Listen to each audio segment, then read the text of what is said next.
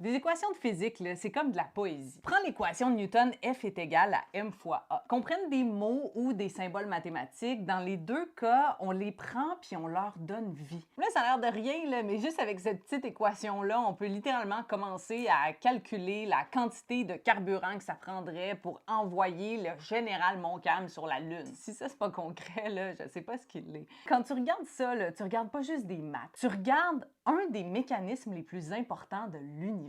Puis comme en poésie, chaque mot, chaque virgule est important. Dans les équations de physique, là, chaque chiffre, chaque lettre grecque, chaque symbole est là pour une raison. Prends F est égal à m fois A, il y a des petites chenoutes bizarres au-dessus du A et du F. Tout ce que ça dit, c'est que la force et l'accélération, c'est pas des chiffres, juste chiffres comme la masse. La masse, c'est un chiffre, that's it. Mais la force et l'accélération, c'est des chiffres qui ont aussi une direction. On appelle ça des vecteurs. C'est juste ça que ça dit, la petite flèche au-dessus, c'est pour nous dire que c'est des vecteurs. C'est pas plus compliqué que ça. Puis comme un vers dans un poème, une équation de physique, tu peux la comprendre de façon différente selon dans quel sens tu la barouettes. Mettons que tu la regardes comme ça, ce que tu comprends, c'est que la force qu'on met sur un objet, elle va toujours être proportionnelle à l'accélération de l'objet. Mais si tu la retwistes de bord, dans le fond, l'accélération qu'un objet va avoir, ben c'est relié à la force qu'on va mettre dessus, sauf que plus l'objet est massif, moins l'accélération va être grande pour la même force qu'on met dessus.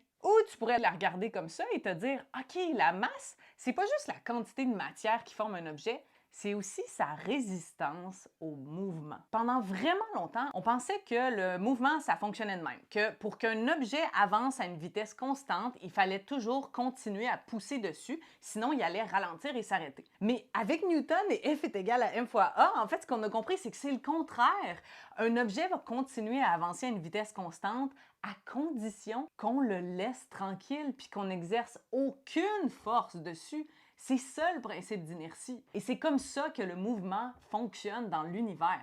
Oui, F est égal à m fois A, elle est vraie partout dans l'univers. Ça nous dit ce qui va arriver à n'importe quelle sorte d'objet, n'importe où dans le cosmos. Cette règle-là a toujours été vraie. Elle était vraie à la naissance de l'univers, elle est vraie en 2026, puis elle va encore être vraie jusqu'à temps que l'univers disparaisse. C'est hot à ce point-là des équations de physique.